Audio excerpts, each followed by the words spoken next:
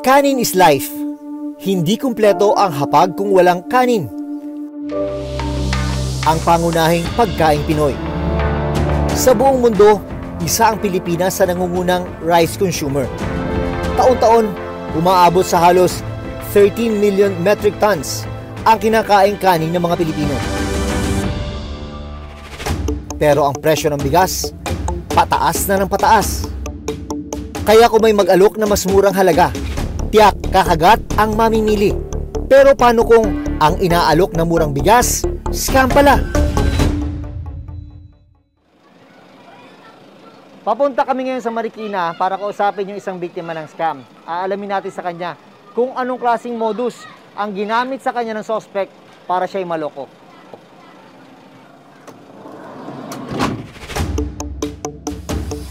Sa Marikina City, nakilala ko si Raquel. Hindi niya tunay na pangalan. Ang kwento niya, May 17, 2022. Nang nakita niya ang isang post online ng isang nagbebenta ng murang bigas. Ang 25 kilos o kalahating kaba ng bigas na ibinebenta sa palengke sa halagang mahigit 1,000 piso, ibinebenta online sa halagang 500 pesos lamang. Dahil bagsak presyo, naisipan ni Raquel na gawin itong negosyo. Naka-join po kasi ako doon eh. Kaya lahat ng post po nila, nakikita ko po. Yung naialok po nila sa akin ng 10 sack sa halagang 6,000. Yung 10 sako na yon sa halagang 6,000, malaki na ang minura, no? Malaki na sir, kasi na pumapatak lang na 600 per sack po yun. Malaki na. Kinabukasan, agad nakipagkita si Raquel sa nakausap online. Doon na raw siya ipinakilala sa nagpapakilalang supplier ng bigas. Ang proseso nga lang po niya is payment first po. Kahit wala pa yung bigas? Kahit wala pa yung bigas. Sabi niya, nung umpisa po nagduda ako. Sabi niya po is may resibo. At saka may pinakita sa akin mga picture sa cellphone niya na yun nakapagbayad nga daw ng 150,000. So doon po ako na parang nakumbinsi niya po ako. Sa unang transaksyon noong May 18, 2022, 6,000 pesos ang ibinayad ni Raquel. Kinabukasan, agad daw na-i-deliver sa kanya ang 10 sako ng bigas na in-order. Nakuha ko naman po, sir, yung 10 sako na yun. Bago po kami umuwi noon, inopera niya po ulit ako ng 30 sak sa halagang 18,000. So, mura pa rin yun. Mura pa din talaga, sir. Sa pangalawang transaksyon, nagbayad naman si Raquel ng 18,000 pesos kapalit ng 30 sako ng bigas mula sa supplier. Doon na raw muling inalok si Raquel ng mas malaking halaga para sa maraming sako ng murang bigas. Ang offer niya sa akin, 300 sak sa halagang 110,000. Sabi ko po, wala po akong pera. Ang pera ko lang dito ay 60,000 lang. Sabi niya, ate, utangin mo na yung kulang. Sabi ko, sige, ikaw bahala. Pero kukunin na niya daw po yung 60,000 ko. So, binigay ko po sa kanya yung 60,000. So, nabayaran ko naman po lahat yun. Bali, ang naipadala ko po sa kanya is 109,000 po. Ang halagang 109,000 pesos na ibinayad ni Raquel, naipon daw niya sa 6 na buwang pagtitindi ng SIM card sa kalsada at pagbabuy and sell ng mga ulam online. Pero, dito na nagsimula ang malaking problema. Sa pagkakataong ito, wala ni isang sako ang na-i-deliver sa kanya. Sabi niya sa akin, tumawag, ate, napagsarahan ako ng bodega, bukas na lang daw. Pero pagdating ng kinabukasan, ang sabi na naman po niya, wala pa daw yung bigas. Nagdadahilan na yan? Nagdadahilan na po. Ate, hindi may di-deliver ang bigas kasi 300 sak po yun sa'yo, ginigiling pa. Dito na nagsimulang kabahan si Raquel. Huli na lang malaman niyang scammer pala ang kausap niya. Ang masaklap, hindi lang siya ang biktima. Ang magandang klase ng bigas, nasa 1,200 pesos ang presyo niyan. Yan yung mga nasa 25 kilos na sako. Kaya kapag may nag-aalok ng mas mura, sigurado merong maiinganyo. At dyan na nagsisimula ang panloloko. Sa Antipolo City Police Station, 6 na pong biktima ang nagpunta para magreklamo. Isa sa mga nagsampa ng reklamo laban sa rice scammer, ang online seller na si Claire. Hindi niya tunay na pangalan. Parehong modus daw ang ginawang panloloko sa kanya. Sa kabuuan, umabot sa 28,000 pesos ang ipinuhunan ni Claire. Pero ni isang butil ng bigas, wala siyang natanggap. Doon po kami talaga nakuha niya yung loob niya sa amin, ma'am. Nakuha niya yung loob namin, ma'am, dahil nga po, nagbibigay po siya ng bigas. Tapos, yun nga lang po, nung pagdating ng pang-4 na araw, ma'am, nahintay ako ng hintay, wala naman po dumarating. Ang perang nawala sa kanya, naipon niya mula sa pagtitinda ng binalot sa loob ng 3 buwan. Ang kalahati, ipinangutang pa raw niya. Hindi niya inakalang ang lahat ng paghihirap mauuwi sa wala. Kaya sobrang sakit po na tinuring ko siyang kaibigan, pati po ako dinamay niya sa kalokohan niya. Pati yung hanap buhay po namin nadamay. Dahil nawala ng puhunan, napilitan si Claire na ihinto ang kanyang negosyo. Sa kabuuan, umabot sa mahigit 1 milyong piso ang natangay ng suspect mula sa 60 biktima. Nitong June 2, nagkasa ng entrapment operation ang Antipolo City Police para maaresto ang rice scam suspect. Arestado ang isang buntis dahil umano sa pang-i-scam sa pamamagitan ng murang bigas. Aabot daw sa 1 milyong piso ang natangay na suspect sa kanyang mga biktima. Nang magkaabutan ng pera, agad nang inaresto ng mga pulis ang suspect. May karapatan nga manahimik ka, kumuha ng sarili mong abogado ka. Sinampahan ng kasong estafa ang suspect. Basically, pag sinabi kasing estafa, swindling. Okay, so panloloko, pagpapakilala sa sarili na may capacity ka, although wala ka naman pala talagang capacity. Yung general order pa noon, kinlasify ang estafa bilang large scale pagka ang amount is not less than 100,000. Pero sa pagpunta namin sa Antipolo City Police nitong Huwebes, nalaman naming pinalaya pala ang suspect. Sa dokumentong ibinigay sa reporter's notebook ng Antipolo City Police mula sa Office of the City Prosecutor, ipinag-utos ang pagpapalaya sa suspect. Ang kaso laban sa kanya, subject for further preliminary investigation. Pag sinabing release for further investigation, the court would just require us more evidence. Parang dadagdagan lang natin yung evidence na meron na. So it doesn't necessarily follow na pag NRFI is dismissed na, meron lang tayong mga kulang na requirements na kailangan nating idagdag para magtuloy-tuloy yung kaso. Sa patuloy na pagsisiyasat ng reporter's notebook, bukod sa bigas, nang scam din pala ang parehong suspect sa ibang lugar na ang pangako, murang cellphone at laptop. Isa sa mga nabiktima si Lynn Dumalaog. Ang cellphone at laptop na kadalasang nabibili sa mall sa halagang 28,000 pataas. Ibinebenta raw ng suspect sa halagang 1,000 hanggang 3,500 pesos. Kasi gawa daw po ng dahil 2 years ago nag-pandemic, madami daw pong mga item na galing mall phase out. Ang dami daw hindi nabenta na cellphone kasi gawa ng walang mga taong may gustong bumili ng unit na yun. Kaya naman ako, naggawa ko.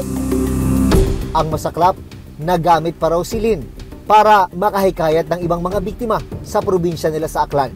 Nagkikayat ako sa kanya kasi katulad niya, kaibigan ko siya. Tapos sabi niya sa akin, refundable daw to, hindi daw ito ay scam. Huli na nang malaman niyang scam pala ang pinasok niya. Sa kabuuan, umabot sa halos 300,000 pesos ang natangay sa 39 na biktima. Blinakcall niya na ako. Hindi ko na siya mahagilap. Sinisingil na ako ng mga tao sa item. Naaway na ako, pinagkakamalan akong scammer. Hindi ko alam bakit. Sabi ko, hindi naman ako scammer. Sabi ko na gano'n, nagtiwala lang ako sa tao. Bakit niyo ako sinasabihan na scammer ako? Sabi ko na gano'n sa akin. Sinubukan namin kunan ng panig ang suspect sa bigas at gadget scam. Pero wala siya sa address na ibinigay niya sa mga pulis. Hindi ito ang unang beses na may mga nagbiktima ng bigas scam. Nagpapautang siya. So since na nagnenegosyo din naman ako ng gano'n, nagpapa-check na discounting actually Sabi niya, mag-business naman ang another for bigas naman. Aabot sa 150 million pesos. Ganyan kalaking halaga ang natangay ng isang propesor sa kanyang mga nabiktima noong 2017. Ang alok ng suspect, mag-invest sa bigas na tutubo ng 15 hanggang 20%. Pero imbis na kumita, walang napala ang mga biktima. Paalala ng PNP, may ilang bagay na dapat tandaan para makaiwas sa modus ng bigas scam. Pag masyadong mura, medyo mag-isip-isip tayo. Kasi kaya nga nila binababa yung presyo na yan para mabait ka into buying. Kasi nga mura. So mag-ingat po tayo sa mga katransact natin online because yung mga kaharap nyo na nga na tao, minsan kaibigan mo na, kamag-anak mo na, naloloko ka pa. What more kung itong mga katransact mo lang na hindi mo nga nami-meet at nakilala mo lang sa internet. Sa aming pag-iimbestiga online, naglipa na pa rin ang nag-aalok at nagbebenta ng murang bigas online. Hindi lahat ng katransact mo legit. Papadamahin ka niyan. They would give you bait. For a while, okay. So pag kayo po ay nabiktima na ng mga ganitong klase, please do not hesitate to come to us. Umaasa si Raquel at iba pang mga biktima na tuluyang maaaresto ang suspect para mapanagot sa mga ginawa sa kanila. Malaki ang panghihinayang ni Raquel sa mahigit 100,000 pisong nakuha sa kanya. Paano ka bumabawi ngayon sa nawala sa'yo? Actually, sa mga anak ko na lang po tumutulong yung mga anak ko ngayon, nagpalalamove po sila ngayon. Tapos yung asawa ko nagtatricycle. Tambay po ako ngayon sa bahay. Hindi po ako makatulong sa kanila, gawa ng wala na rin nga pong puhunan. Talagang pinaghirapan mo yung pinagpawisan mo talaga yung maipon. Opo sir, puyat po yan. Pagod, puyat, lahat po, dinanas ko po dyan. Sa tuwing makikita ko yung mukha niya, hindi ko talaga man-describe. Ang hirap kasi sir. Nagipahip po na ko yung pera na yun para sa mga anak ko. Sa tuwing makikita ko yung mukha niya, hindi ko maiwasan talaga na hindi maiyak. Masakit din para kina Claire at Lynn ang nangyari, lalo't ang nangloko sa kanila, taong kanilang kakilala at pinagkatiwalaan. Sana magbago na siya.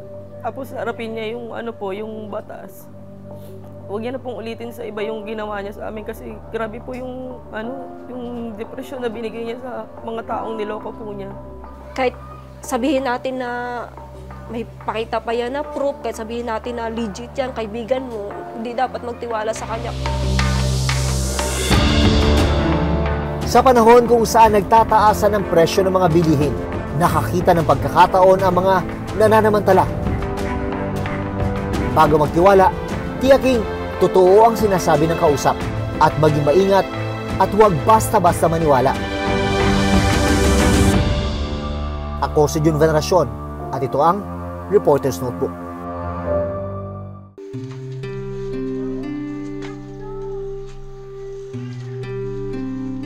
Siya si Adrian Romero. 10 taong gulang na pero ang kanyang timbang nasa 9 na kilo lang, kasing bigat ng batang 2 taong gulang. Hindi siya nakagagalaw at hindi rin nakapagsasalita. Ano ang karamdamang gumupo sa kanya?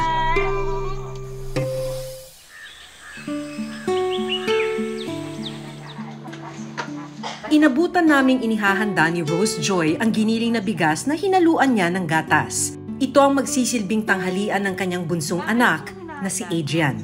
Nagpapagiling po kami ng bigas tapos niluluto po namin para iharo po doon sa gatas niya parang kumakain na rin po siya ng kanin po. Maingat na binuhat ni Rose Joy ang anak para mapainom ng gatas. Hindi kasi kayang kumain ng solid food ni Adrian kaya gatas ang pinaiinom sa kanya. Dahil hindi nakagagalaw, si Rose ang nagsisilbing kamay at paa ng anak. Ubusin mo yan, Ian, Huwag ka magtitira, anak. Kung tutuusin, hindi sapat ang sustansyang nakukuha ni Adrian sa kinakain. Pero wala raw magawa dahil kulang na kulang ang kinikita nilang mag-asawa. Pag nakikita mo pong nahihirapan yung anak mo, para ka pong dinudurog araw-araw. Mamimili ka kung ano unahin mo, yung pagkain mo o yung gamot ng anak mo, ganun po. Nagtatrabaho sa isang panaderia ang asawa niya, tumutulong naman sa pagsasaka si Rose Joy. Matapos mapakain si Adrian, pinunasan naman ni Rose Joy ang anak.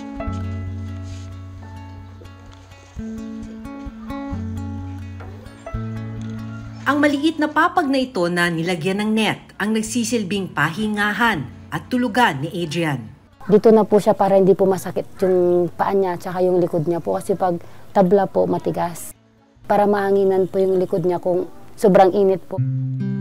Hindi man makapagsalita si Adrian, naiintindihan ni Rose Joy ang ibig sabihin ng bawat kilos at galaw ng anak. Pag ganyan-ganyan lang po siya, nakikiramdam po siya kung sino po yung kasama niya. Tapos pag alam po niya na hindi ako, iiyak po. Ito ang larawan ni Adrian nung siya ay 3 taong gulang, malusog at nakakaupo mag-isa. Kwento ni Rose Joy, normal niyang ipinanganak si Adrian. Pero nang maglilimang buwang gulang, may napansin siyang kakaiba sa anak. Hindi po siya gumagalaw. As in, ganyan lang po siya. Wala po ka pong makikita na basta nararamdaman mo lang humihinga siya kasi tumitibok yung dibdib, yung dito niya gumagalaw. Pero makikita mo lang po umagos na lang yung luha dito niya. Ipinakonsulta nila ang anak para malaman ang kanyang kondisyon. Pero hindi raw agad natukoy ang sakit ni Adrian. Pag nakikita mo siya pag lagi po siya may sakit, sobrang bigat po, hindi ka makatulog. Pero minsan, pati sa pagkain, ganun po. Habang lumalaki si Adrian, dito na siya unti-unting nangayayat. Medyo naman po talaga yung masakit sa magulang eh. Yung nakikita mo yung anak mo na hindi gumagalaw. Kung pwede lang po kami magpalit. Kaso hindi pwede eh. Hanggang noong maglilimang taong gulang, natukoy ang kanyang totoong kondisyon. Si Adrian ay may epilepsy with cerebral palsy. Pag nakikita mo siya pag lagi po siya may sakit, sobrang bigat po, parang di ka makahinga. Tapos minsan matutulog ka na lang, nagugulat ka na lang, bigla tinitingnan mo kung humihinga pa siya o hindi na, ganun po. Dapat ay may iniinom na magandang klaseng gatas si Adrian para makatulong sa pagdagdag ng kanyang timbang. Pero hindi ito kayang bilhin ni na Rose Joy. Mahal po yung gatas na pinapasubok ni doktora sa amin. Mahigit 1,000 po. Nakakakuha rin ng libreng therapy si Adrian noon mula sa Rural Health Unit ng kanilang bayan. Pero natigil ito mula nang magkaroon ng pandemya. Kaya si Rose Joy na ang nagtsatsagang magmasahe sa anak. Malaking bagay ang therapy kay Adrian para sana maigalaw niya ang kanyang katawan. Susunod, bandang hapon napansin ni Rose Joy na matamlay si Adrian. At nang hawakan niya ang anak, may sinat pala ang bata. Agad kaming nakipag-ugnayan sa Rural Health Unit ng Santa Barbara. Matapos suriin si Adrian, dito na kinakitaan ng iba pang sakit.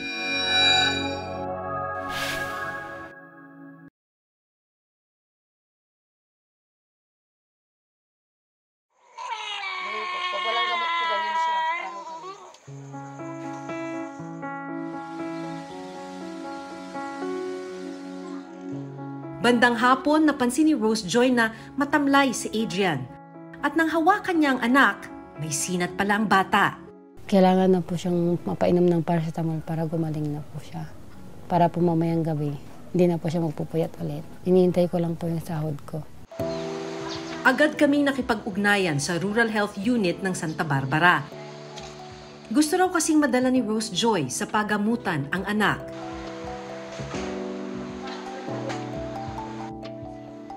Pinainom na rin siya ng gamot at kinuhanan ng timbang. Matapos suriin si Adrian, dito na kinakitaan ng iba pang sakit. Napakababa ng timbang niya compared sa age niya. Tapos yung lungs niya, yung pinakinggan ko, baka anytime mag-result pa yan sa hindi niya. Ilang gamot din ang binigay ng RHU kay Adrian.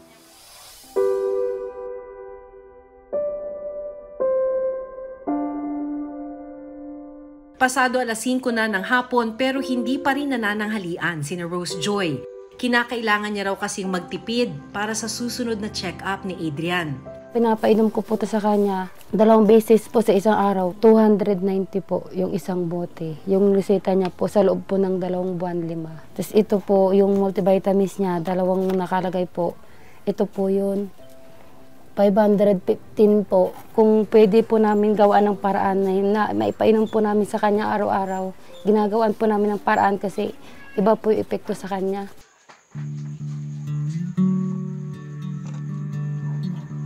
Minsan po, nawawala na rin po ako ng pag-asa kasi hindi ko po alam kung hanggang kailan ko po siya makakasama. Kaya sabi ko po, Kung sana naging mayaman lang ako siguro, lahat ng kailangan ng anak ko na ibibigay ko. Matapos alagaan ng anak, hindi pa pwedeng magpahinga si Rose Joy. Dahil kailangan niyang dumiretso sa bukid. Pupunta na po ako ng bukid pag tulog na po siya para pagising niya po, nasa bahay na po ako. Kumikita ng 100 hanggang 500 pesos si Rose Joy. Pagkakasyahin na niya raw ito para sa isang buong linggo. Habang wala si Rose Joy, ang kanyang panganay na anak na si Trisha ang nagbabantay kay Adrian. Tuwing pagkagising ko, pinapagalas ko siya tapos pinapapagan ko yung higa niya sa labas. Anong tulong ang maaari nilang asahan sa gobyerno? Sa isang pag-aaral, 4 sa kada 1,000 ipinanganak sa buong mundo ay may cerebral palsy. Ang problema, hindi covered ng PhilHealth ang gamutan at therapy na kakailanganin ng mga kagaya ni Adrian. Specifically para sa therapy sa ngayon, wala kasi nga 17 years old lang pababa. So may yung mga ibang outpatient sa ibang mga kondisyon at saka yung aming primary care benefit lahat naman ng ng Pilipino qualified na magkaroon ng primary care benefit. Nandito tayo sa transition dahil sa universal healthcare. So marami talagang pinag-aaralan kung paano ma-expand yung primary care benefit at saka yung outpatient benefit. Ang cerebral palsy po kasi is hindi siya rare na condition. Kumbaga marami nang nakakaalam, marami nang nakakakita. Medyo nalulungkot lang kami kasi walang flow ng program para dun sa mga batang may CP talaga. So parang yun na lang yung pinaka parang hiling namin sana kahit hindi man totally free. Maliit na halaga na kaya ng lahat para ma-diagnose ng tama yung mga anak nila. Masakit man para kay Rose Joy na hindi maibigay ang kailangan ng anak, umaasa pa rin siyang balang araw, mababawi ni Adrian ang mga ninakaw na oras ng kanyang sakit. Pangarap ko po sana, makapag-aral, maranasan niya rin po sana yung maglaro, pumasok sa eskwela, umuwi ng bahay, pagdating niya yung mayakap ko din siya, makakausap ko siya. Hindi ko man lang siya nakitang nag-graduate sa kinder, ganon. Yung may hawak-hawak na bag, pumapasok, inahatid ko.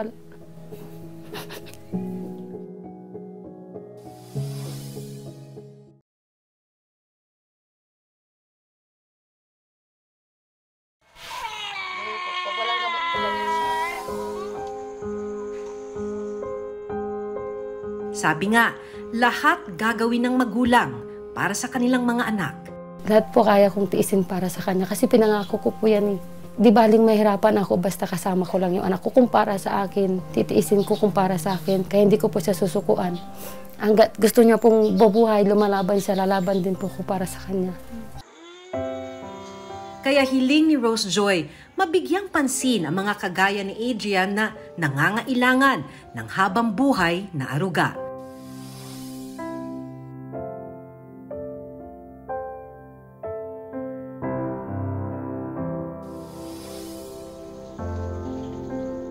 Ako si Maki Pulido at ito ang Reporter's Notebook.